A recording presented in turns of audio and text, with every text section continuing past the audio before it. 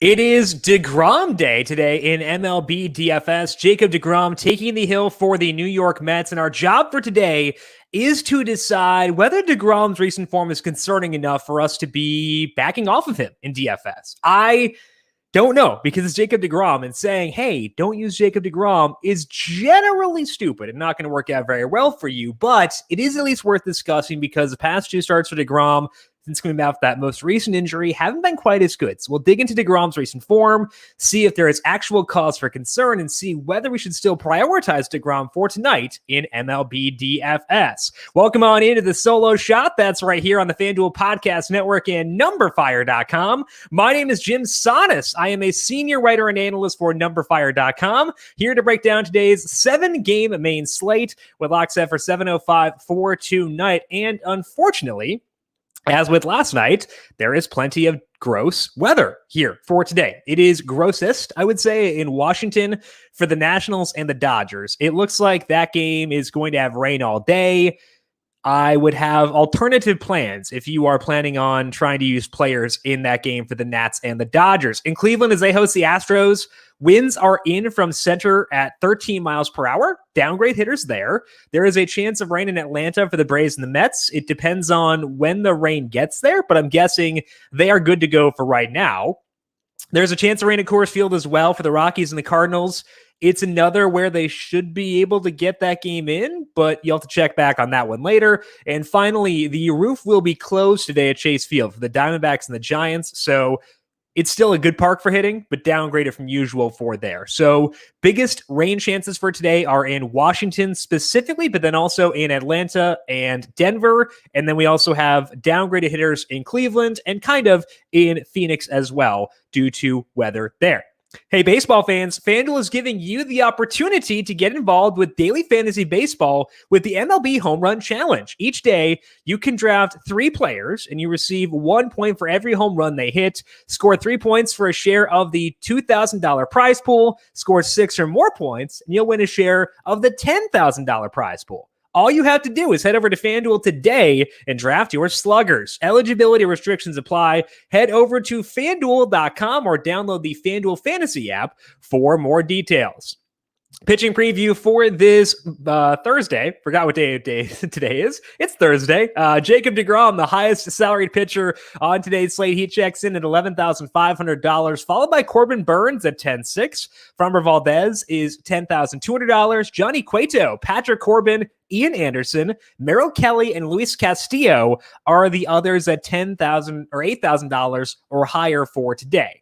Now, let's start things off here with deGrom because he is the obvious headliner for today. I am down to stack Coors Field. We'll talk about that later on. And I think that the dilemma with deGrom is amplified by the presence of a desirable stack at Coors Field. So let's talk about deGrom here. He's in a tough spot because the Braves are a very good offense. They have tons of power versus righties, but they do strike out, and deGrom can get plenty of those. If we look at the overall form for deGrom since he came back from his most recent stint on the IL, he has been changing things up in that time. He's using fewer four-seam fastballs over his past 5 starts, but his strikeout rate in that time is still 42% with a 1.97 skill interactive ERA. So if we look at deGrom overall, since his last stint on the IL, we'll say, fire away. We're good to go for today. But if you look at the game logs, that has not been as true recently. He has just 11 combined strikeouts over his past 2 starts. And that comes after he left early due to an injury while swinging a bat. I think it was against the Cubs. So you could look at those 2 games, 11 total strikeouts in 2 games, coming off an injury. That's a pretty big concern. And we do have to dive in and decide, okay, is this going to stick or was that just a blip on the radar? I don't see many big differences between deGrom and those 2 starts versus the 3 starts before that. He is still throwing very hard. The velocity is great. He is still getting decent movement on his pitches. So I don't think it's like a sticky stuff type thing with deGrom. And the swinging strike rate for deGrom was at least 18.2% in both of those starts. He just didn't convert them into third strikes as often as usual for whatever reason that may be. I am inclined to believe this is a little hiccup and that he'll spring back to life soon, potentially as soon as today. He went 88 pitches the last time out. That was his most since he returned from the IL. And I'd bet that he's probably back to a full go once again for tonight. So there are a lot of things here at deGrom. We've got the presence of Coors Field. We've got potentially concerns around those past two starts and concerns around injuries. That makes it possible we could get deGrom at a popularity discount from where he would usually be. So I'm into it. I definitely have my concerns, but I still want to be here. I would say that deGrom is going to be my top guy for today. He is not in a tier of his own by any means, given the concerns, but I will still have him as my top pitcher for today. I will have lower exposure to him than usual, but that's because I'm usually at like disgusting levels with deGrom. So we'll cut back a little bit, but still be very high on him for today, despite the presence of Coors Field. Now, the decision for who is number 2 comes down to Corbin Burnes versus Framber Valdez. And the answer to that all year has been Corbin Burnes. He's been awesome. But he seems to be one of the guys trending down most due to the sticky stuff enforcement. And I think that makes it a legit question for today. If we look at the 3 starts for Burnes, since his movement started to decrease, he has a 3.59 skill interactive ERA with a 29% strikeout rate. Those numbers are very good in a vacuum, but they're not the great numbers that he had before, whereas skill interactive ERA was like 1.5 with a 40% strikeout rate. Pretty massive deviation. And they've also come against punching bag level opponents. Those 3 starts for Burnes have come against the Pirates, who will face again tonight, the Rockies, and then the Rockies again. Those are 2 of the worst offenses in baseball, and Burnes' numbers have been okay. But now he's facing the Pirates for a second time in 4 starts. That's a concern. Valdez is facing Cleveland, and they love getting no hit by lefties. Valdez is a very good pitcher. In 6 starts this year, Valdez has a 3.00 skill interactive ERA with just a 16% fly ball rate allowed. The only issue is that Valdez is not a big strikeout guy. He has a 23% strikeout rate across those starts, but he has had pop games. He had 10 and 8, both against Boston, and they're a good team versus lefties. The overall numbers are low, but he has upside. So the question here is, do we go with the higher upside guy in Burnes, who is trending down and in a repeat matchup, or do we go with the lower upside but steadier pitcher right now? I think I'm actually going to go with Valdez here, which may seem counter to my usual process where I just sell out for upside. But I think here, given all the factors combining, given the repeat matchup, given Burnes trending down, given how good of a real world pitcher Valdez is, I think that I'm going to get the edge there. I will say that it is close, and you can make a case for either guy. I would give the slight edge to Valdez. So among the studs for me, it is deGrom 1, Valdez 2, and Corbin Burnes number 3. With that said, I might not wind up ranking either Valdez or Burnes second overall. They're second among the studs, but they might not be second overall because I actually do like a value play for today, and I want to stack Coors Field. So let's give Ian Anderson some shine here as potentially the number 2 pitcher on the slate. He's facing deGrom at home, and it's not a terrible matchup by any means. The Mets have a 93 WRC plus against righties. They're getting better, getting healthier, so I think they will outperform that 93 WRC plus going forward, but I wouldn't deem them to be a super imposing matchup. So I think Anderson deserves a look here if you want to save some salary. Anderson's movement has gone down over his past 5 starts, so that's worth noting, but it hasn't mattered too much. He's still pitching really well. In that 5-start sample, Anderson has a 3.49 skill interactive ERA with a 27% strikeout rate. Those 2 numbers specifically are actually better than his full season marks. And it's while he's still keeping the fly ball rate allowed relatively low. It's always been a strength for Anderson. Back last year, too, he's always been good at that, and he has kept that despite the decreased movement on his pitches. We did see Anderson face the Mets 2 starts ago, which is annoying because it means they are familiar with what he's throwing. But now he's at home. He allowed just 3 hits over 5 1/3 innings in that matchup. So I really wish that this were not effectively a repeat matchup. I would be higher on him if that were not the case. The one guy here who is not in a repeat matchup is Valdez, but I do think that the salary savings here are enough to at least relieve the concerns a tiny bit and make Anderson a high-ranking pitcher for today. He is $8,400. I think that I'm willing to go here from not going deGrom because it allows me to stack Coors Field. So to me, I think my favorite two routes for today are deGrom and then just figure out hitting, or Anderson and stacking Coors Field. I think those two might wind up being my favorite options for today. So if I were ranking pitchers after considering salary, deGrom 1, Anderson 2, Valdez 3, Corbin Burns number 4 for today. Let's talk about some stacks here and start things off with Coors Field because, again, Coors, a significant factor for today and how we analyze Jacob deGrom. The Cardinals are facing Antonio Senzatela at Coors Field. He is getting better. He's had a couple more strikeouts recently, which is big for him because the batted ball numbers always tend to be decent for Senzatela. So if he can get more strikeouts, he'd be a lot better pitcher. I don't think that those strikeouts are enough to avoid stacking against him at Coors, though. We're up to 9 starts now on Senzatela with more four-seam fastballs. His strikeout rate is up to 17%. It was typically closer to 12%. So that's a pretty big shift. And the fly ball rate allowed for Senzatela hasn't really budged. Still 27%. That's a good thing. It's better than average by a good amount. Those are not bad numbers. They're good enough where I wouldn't stack against Senzatela anywhere outside of Coors Field, but in Coors is a different issue.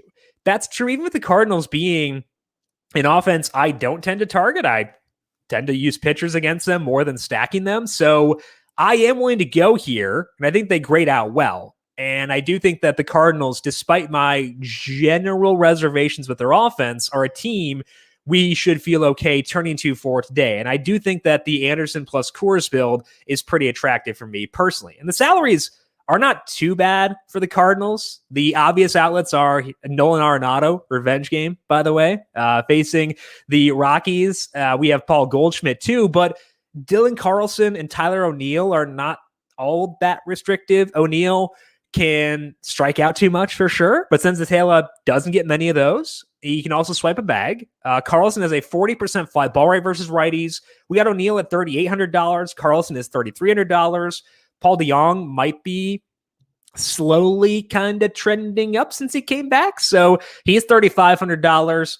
Tommy Edman, also 35. I tend to use him more versus lefties than righties. He's also, Senzatela has some weird reverse splits too. So check out DeJong, Edman, Yadier Molina, Carlson, O'Neill, all those guys, pretty easy to get to. And honestly, like Goldschmidt and Arenado aren't too bad either. So I do think the Cardinals are a team we can turn to for today, even if it does mean passing up on Jacob deGrom. As far as our second stack goes, I prefer to stack the Reds versus righties than lefties.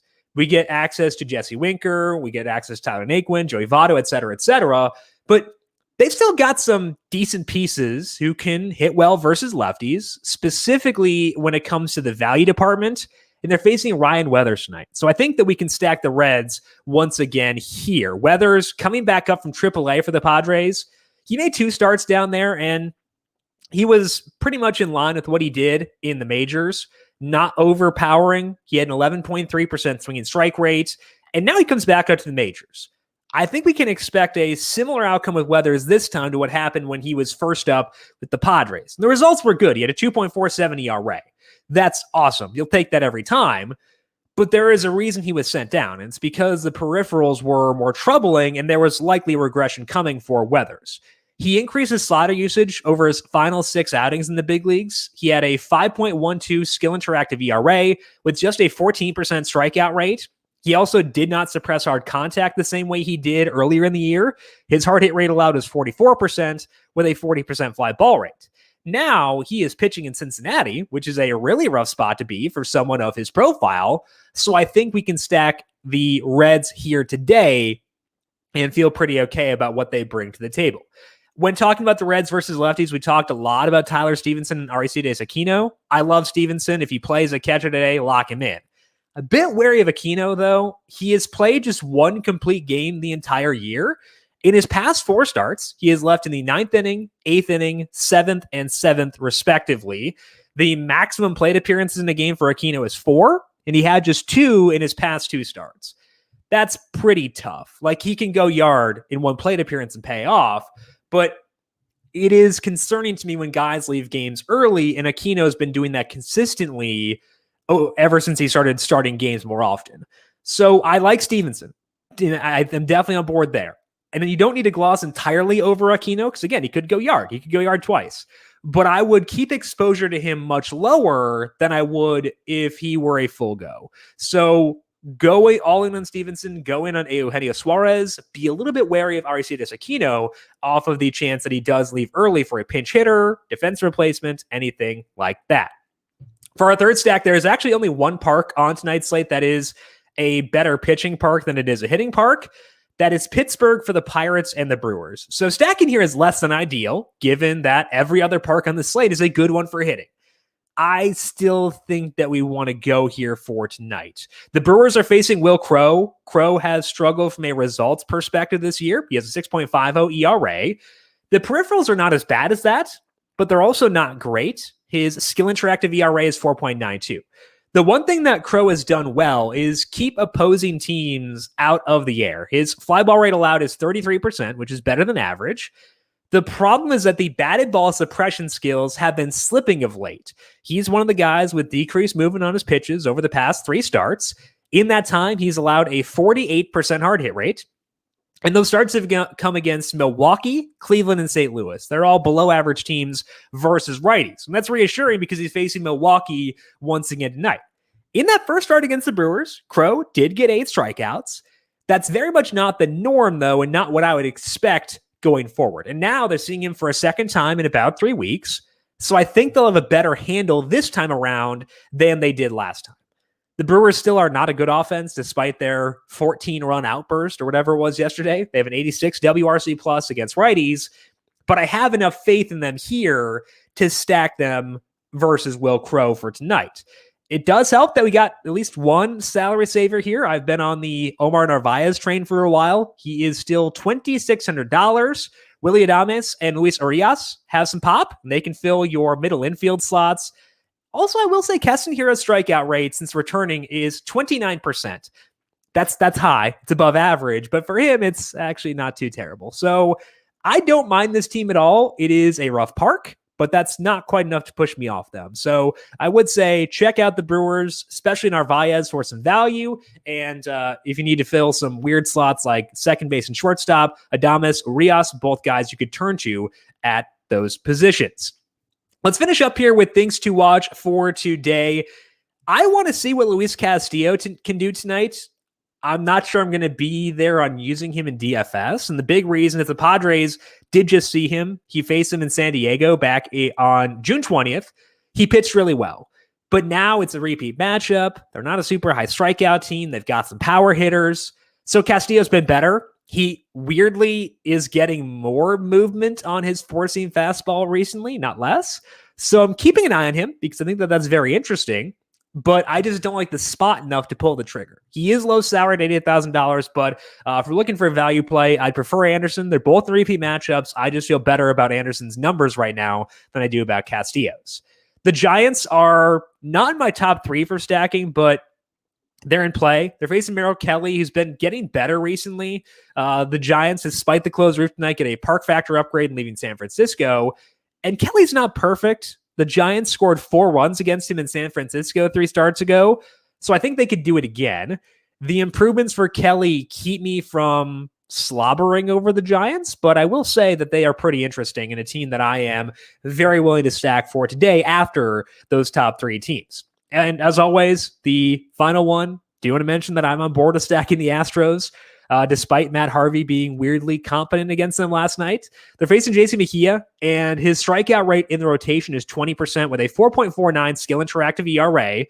The reason that the Astros were higher in stacks is due to their salary. Mejia does a good job of keeping teams on the ground. There is Coors, and the wind is blowing in at Cleveland as well. So there's some factors keeping me from going all in, but I do still think the Astros are worth a look for tonight. Okay, let's do our dinger calls for today, for this Thursday. As always, one boring one and one fun one, and we're going to keep them both on the exact same team. I mentioned before that Ryan Weathers having issues recently with suppressing hard contact. So let's go all in on the powerful right-handed Reds for today, starting off with Nick Castellanos. Castellanos is just a tremendous hitter. He's been among the best guys in baseball all this entire year. He has 16 home runs this year. So I'll go Castellanos to the boring one, and then Tyler Stevenson as the fun one. Fun is subjective here because, maybe he is too chalky at $2,500, but hey, he's a catcher, lower salary, 5 home runs so far this year. I think that one's fun. So if Stevenson's in there, he'll be my call.